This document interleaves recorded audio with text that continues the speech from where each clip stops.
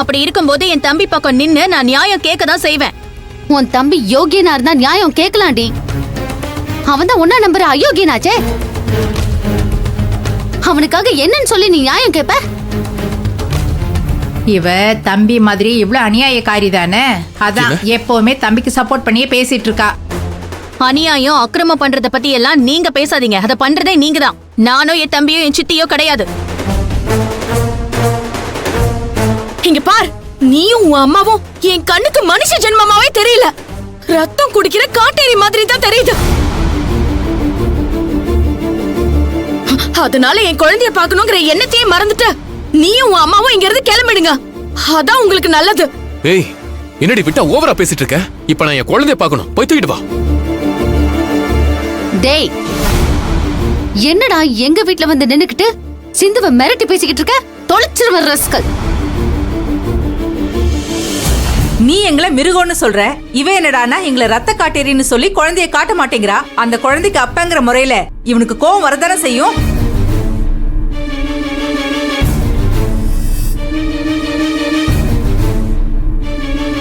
பெத்த அப்பா வந்து குழந்தைய பாக்கணும்னா அதை காட்டுறதை விட்டுட்டு என்னென்னமோ பேசிட்டு இருக்கீங்க.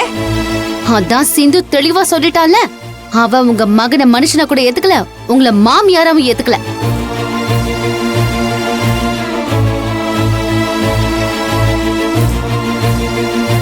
தயவு பண்ணி இங்க நின்னு எங்களை டென்ஷன் பண்ணாம உடனே முதல்ல இங்க இருந்து கிளம்புங்க.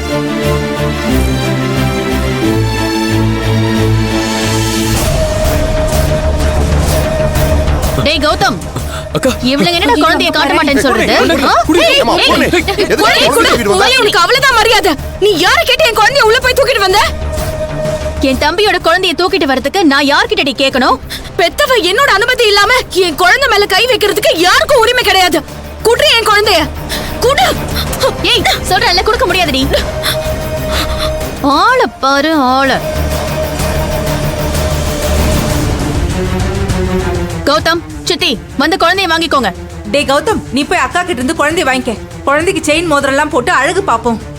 வாங்கம்மா. அக்கா குடுங்க. குழந்தைய குடு. கையை போடு. ஏய், பாரு. ஏய், பூர்ணி குடு. ஏய் கௌதம், பூர்ணி, இந்த கொலைகாரன் கையில என் குழந்தைய கொடுத்த உன்னை உன் தம்பி உன் சித்தி 3 பேரையும் இங்கேயே போனமாக்கிடுவேன். மரியாதையை என் குழந்தைய திருப்பி கொடுத்துரு. குடு. ஏய் விடு. குடுடி. கையை விடு. ஏய், முடியாதுடி. குழந்தைய குடுடி. நீ எங்களை பொணமாக்குற வரைக்கும் நாங்க நின்னு வேடிக்கை பார்த்துட்டு இருப்போம் நினைச்சியா? கொஞ்ச நேரம் குழந்தைய தூக்கி கொஞ்சிட்டு அவங்க போக போறாங்க. அதுக்கு எதுக்கடி இப்படி கட்டைய போட்டுட்டு நிக்கிற?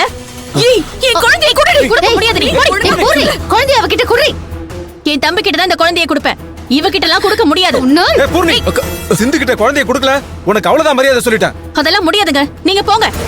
பூர்ணி, குழந்தைய இப்ப சிந்து கிட்ட கொடுக்கறியா இல்லையா? கொடுக்க முடியாது மாமா. என்ன?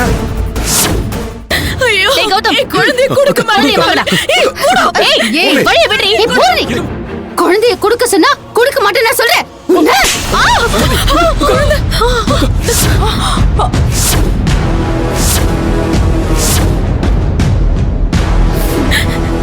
என் குழந்தை என் கைக்கு வந்துருச்சு.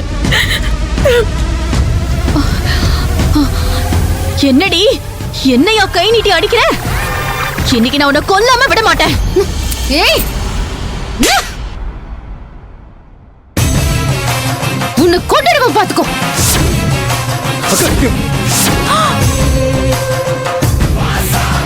உனக்கு என்ன தைரியம் இருந்தா குழந்தையை தூக்கிட்டு வந்து அந்த ராஸ்கல் கிட்ட கொடுக்க போவ?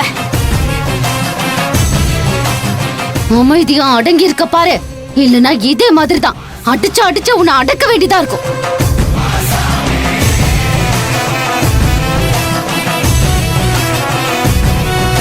ஏ சம்பந்தி, உனக்கு என்ன தைரியம் தான் அக்காவே அடிப்ப?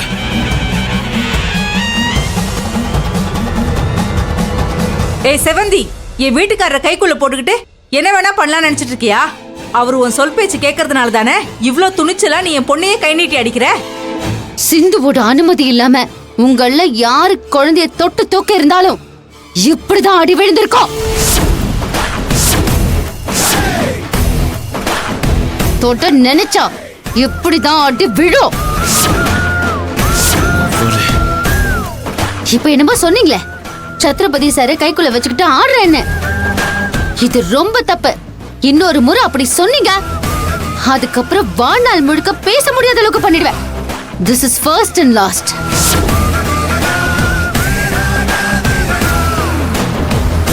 இன்னும் ஏன் எங்க வீட்ல நின்னுட்டு இருக்க? போ வெளியில. போங்க.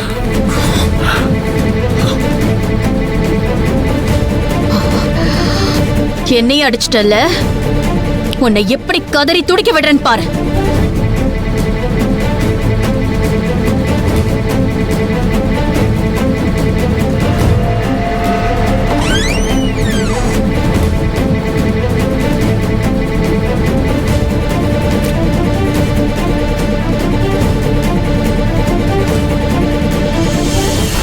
என் கண்ணு முன்னாடியே என் பொண்ணோட கண்ணத்துல அந்த செவந்திங்கிறவ பலார் பலார்னு அரைஞ்சிட்டா. பாரு, கண்ணத்துல அவளோட கைத்தடம் அப்படியே பதிஞ்சிருக்கு. வலிக்குதா? ஆமா சித்தி, உண்மையை சொல்றதுக்கு நான் ஏன் வெக்கப்படணும்? கண்ணத்துல அப்படியே விண்ணு விண்ணுன்னு தெரிக்குது சித்தி. வலிய முழுசா வெளியில காட்டிக்காம அப்படியே கண்ட்ரோல் பண்ணிக்கிட்டு இருக்கேன்.